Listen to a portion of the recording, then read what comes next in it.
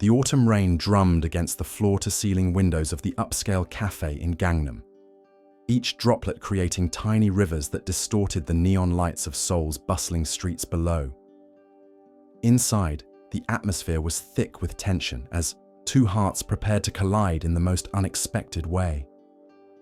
Min-jun sat across from So-yeon, his fingers nervously tracing the rim of his untouched Americano. 3 years. It had been 3 years since he'd last seen her face, a face that was identical to the one that had haunted his dreams, yet somehow completely different. The same delicate features, the same doe-like eyes, the same gentle curve of her lips. But where her twin sister So-hee had been vibrant and outgoing, So-yeon possessed a quiet elegance that seemed to draw him in like a moth to flame. "You look exactly like her," Min-jun whispered, his voice barely audible above the soft jazz playing in the background. So-yeon's fingers tightened around her teacup, her knuckles turning white. "I know you loved my sister first, Min-jun oppa. Everyone did. So-hee was always the one who lit up every room she entered."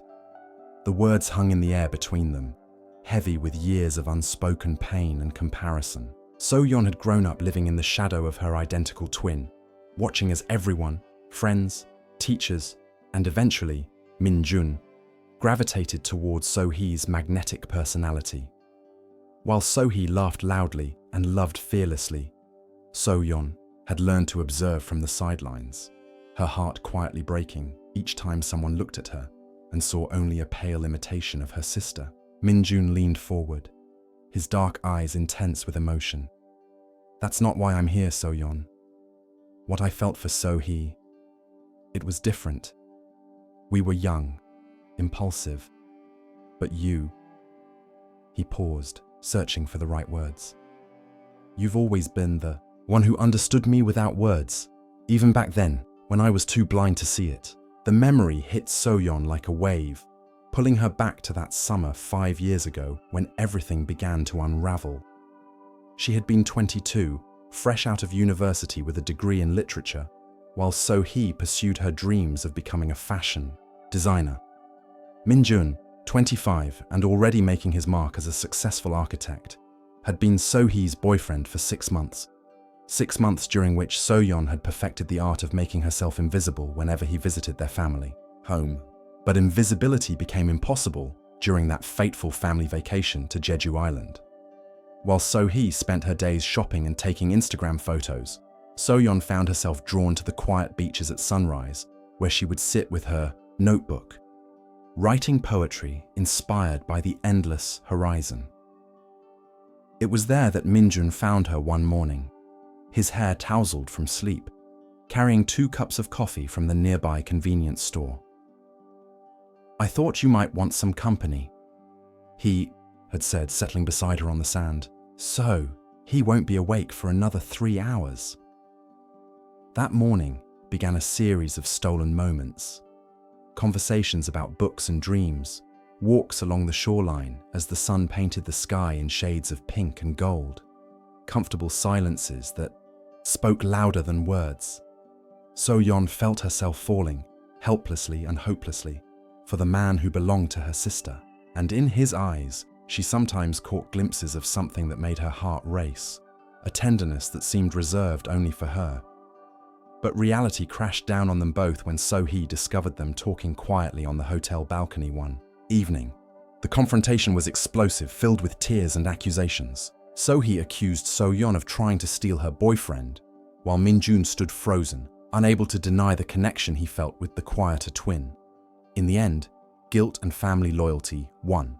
Min-jun chose So-hee, and So-yeon chose to disappear from their lives, accepting a job offer in London that took her far away from the painful triangle that had consumed her heart. Now, 3 years later, everything had changed.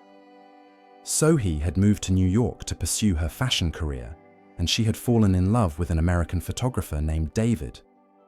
Their relationship had ended amicably, with So-hee admitting that she and Min-jun had been more infatuated with the idea of love than actually in love with each other. Min-jun had thrown himself into his work, designing some of Seoul's most innovative buildings. But his heart remained empty, haunted by memories of quiet mornings and unspoken words. "I've been thinking about you every day for 3 years," Min-jun confessed, his voice cracking with emotion. "When I heard you were coming back to Seoul, I knew I had to see you. I had to tell you how I really feel." So-yeon's breath caught in her throat. She had returned to Seoul to take care of their aging grandmother, but secretly, she had hoped for this moment and feared it in equal measure. "Min-jun oppa, what we felt back then, it was wrong. I was wrong to develop feelings for my sister's boyfriend." "But So-hee isn't between us anymore," Min-jun said urgently. "She's happy with David. She even gave me her blessing to pursue you. She said she always knew there was something special between us, something she couldn't compete with, because it was real in a way that our relationship never was." The rain continued to fall outside, creating a cocoon of intimacy around their conversation. Other cafe customers chatted quietly, unaware of the life-changing moment unfolding at the corner table. So-yeon studied Min-jun's face, seeing the sincerity in his eyes, the vulnerability he was showing her. This was the man who had filled her thoughts during lonely nights in London, who had inspired countless poems that she had never dared to share. "I'm scared," So-yeon admitted, her voice barely above a whisper. "I'm scared that when you look at me, you'll always see her first. I'm scared that I'll always be the second choice, the consolation prize." Min-jun reached across the table, gently taking her hand in his. His touch sent electricity through her entire body, just as it had all those years ago. "You were never second, So-yeon. You were always the one my heart was searching for. I was just too young and stupid to recognize it. What So-hee and I had was like fireworks, bright and exciting, but it burned out quickly. What I feel for you, it's like the ocean, deep, constant, eternal." Tears began to fall down So-yeon's cheeks, mixing with the sound of rain against the windows. "I've loved you for so long. It feels like breathing. But I never thought I deserved to be loved back. Not when I was always the shadow, always the quiet one." "You're not a shadow," Min-jun said firmly, his thumb gently wiping away her tears. "You're the light that guided me home. Every conversation we had, every moment we shared, those were the most real moments of my life. Your gentleness, your intelligence, your incredible heart. That's what I fell in love with. Not your face, not because you look like So-hee, but because you're you. Completely, beautifully, perfectly you." The weeks that followed were like a dream painted in autumn colors. Min-jun courted So-yeon with a patience and devotion that took her breath away. He sent her handwritten letters, something he had never done for So-hee, each one filled with poetry and promises. He took her to bookstores and art galleries, places that spoke to her soul. He listened to her read her poetry aloud, his eyes shining with pride and love. Their first official date was at the Dongdaemun Design Plaza, where Min-jun had designed a small exhibition space. Under the futuristic curves of the building, he showed her the architectural plans for a library he was designing. A library inspired by her love of literature, with reading nooks positioned to catch the morning light, just like the spot where they had first truly talked on Jeju Island. "I've been designing this for 3 years," he admitted as they walked through. "The space, every line, every angle, it was all inspired by thoughts of you. I call it the So-yeon Library in my heart, though it will have a different official name." So-yeon was overwhelmed by the gesture, by the realization that she had been in his thoughts and heart even when they were apart. That night, under the stars visible through the building's glass dome, Min-jun kissed her for the first time. It was gentle, reverent, nothing like the passionate but shallow kisses he had shared with So-hee. This kiss spoke of years of longing, of finally finding home in each other's arms. But their newfound happiness was not without challenges. Korean society, with its emphasis on family harmony and propriety, did not always look kindly upon their situation. Some people whispered about the complications of dating your ex-girlfriend's sister, even when that ex-girlfriend had given her blessing. So-yeon's parents, traditional in their values, struggled to understand how their quieter daughter had won the heart of the man who had once loved their more vivacious child. The hardest conversation came during a family dinner, when So-yeon's mother voiced her concerns. "People will talk, So-yeonah. They'll say you stole your sister's man, that you were waiting in the shadows like a predator."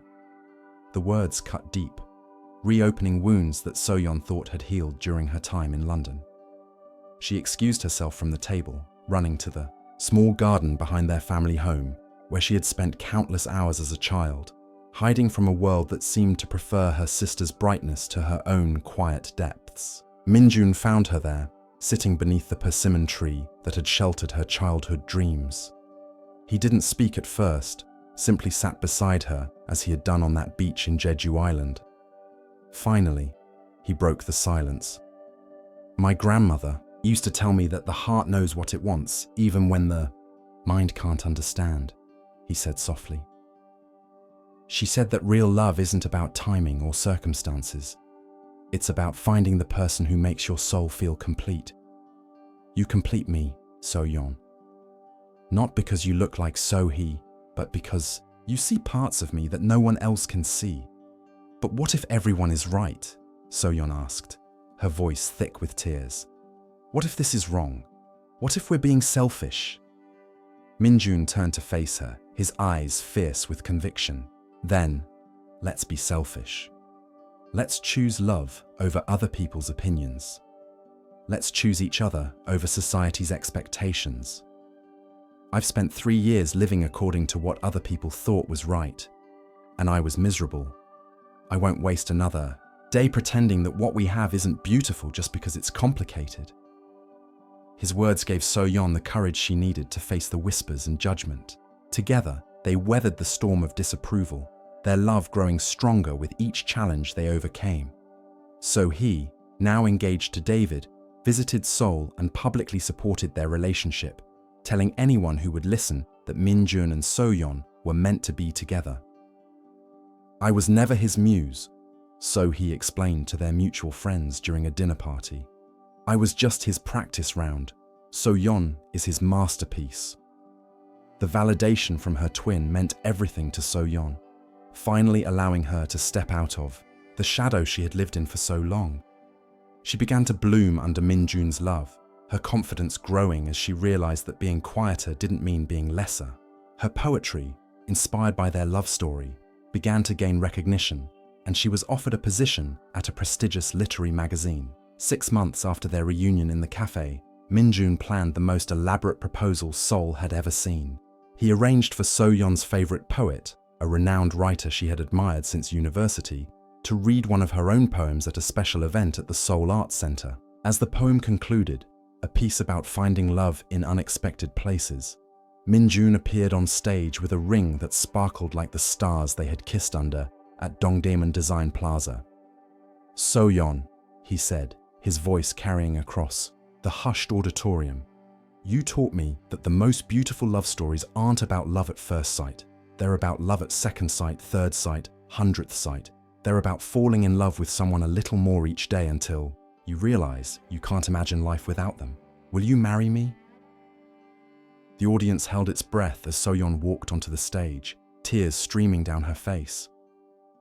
"Yes," she whispered into the microphone, her voice growing stronger with each word. "Yes, because you taught me that being chosen second doesn't mean being loved less. Sometimes it means being loved more deeply, more truly, more completely." The engagement sparked a media frenzy, with their story capturing the imagination of the Korean public. They were featured in magazines and television shows, their love story becoming a symbol of the idea that true love can triumph over any obstacle. But for So-yeon and Minjun, the most important moments were still the quiet ones. Morning conversations over coffee, evening walks along the Han River, lazy Sunday afternoons spent reading together in the library Minjun had designed. With her in mind, their wedding was planned for the following spring, during cherry blossom season. As the date approached, So-yeon found herself reflecting on the journey that had brought them together. She thought about the girl she had been, always in her sister's shadow, always believing she was second best. She thought about the woman she had become, confident, loved, valued for her own unique qualities. The night before the wedding, So-hee called from New York, her face glowing with happiness as she appeared on So-yeon's laptop screen. "I have something to tell you," she said, her excitement bubbling over. "David proposed. We're getting married next fall, and I want you to be my maid of honor." So-yeon laughed, the sound free and joyful. "Of course I will. And so Hae-uni, thank you. Thank you for letting me have this, for supporting us, for being the sister I needed you to be. Thank you for loving him the way he deserved to be." "Loved," So-hee replied. "I could make him laugh, but you make him whole. That's a gift I could never give him." The morning of the wedding dawned clear and bright, with cherry blossoms floating through the air like nature's confetti. So-yeon stood in her bridal suite, looking at herself in the mirror. The woman staring back at her was radiant, confident, glowing with the love of a man who had chosen her not despite her differences from her sister, but because of them. Her grandmother, now 92 and still sharp as a tack, sat in a chair nearby, watching her granddaughter with wise eyes. "You know," she said softly, "I always knew you were special, So-yeon-ah. Not because you were quiet, but because you observed. You saw things others missed. You felt things others couldn't understand. That's why he loves you, because you see him, really see him, in a way no one else can." As So-yeon walked down the aisle, her eyes found Min-jun's immediately. He was crying, she realized, tears of joy streaming down his face as he watched his bride approach. The man who had once been infatuated with her sister's boldness was now overwhelmed by her gentle strength, her quiet beauty, her deep and abiding love. The ceremony was conducted in both Korean and English, honoring both their heritage and So-yeon's years abroad. When the officiant asked for their personal vows, Min-jun spoke first. "So-yeon, 3 years ago, I thought I knew what love was. I thought it was fireworks and passion and dramatic gestures. But you taught me that real love is quiet mornings and shared silences and the way you make me want to be a better man every single day. You taught me that the heart doesn't always choose the obvious path. Sometimes it chooses the perfect one. I love you not because you're like anyone else, but because you're exactly who you are. And I promise to spend every day of our marriage making sure you know how precious you are to me." So-yeon's voice trembled as she spoke her vows.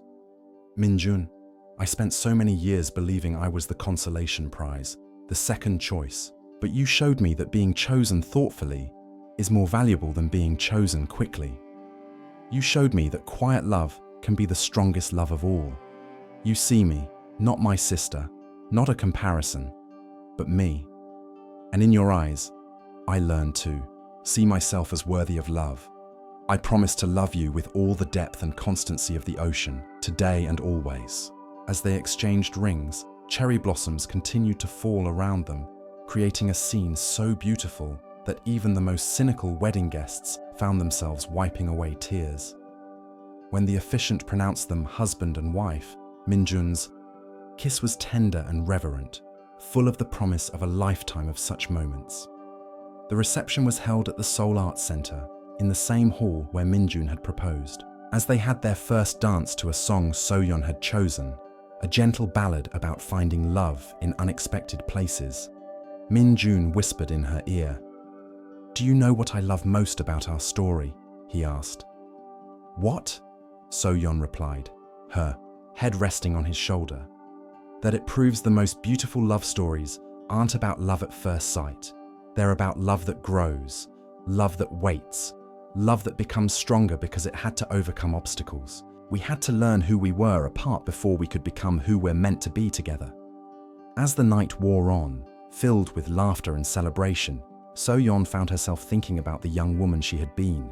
Insecure, always comparing herself to her sister, never believing she could be anyone's first choice.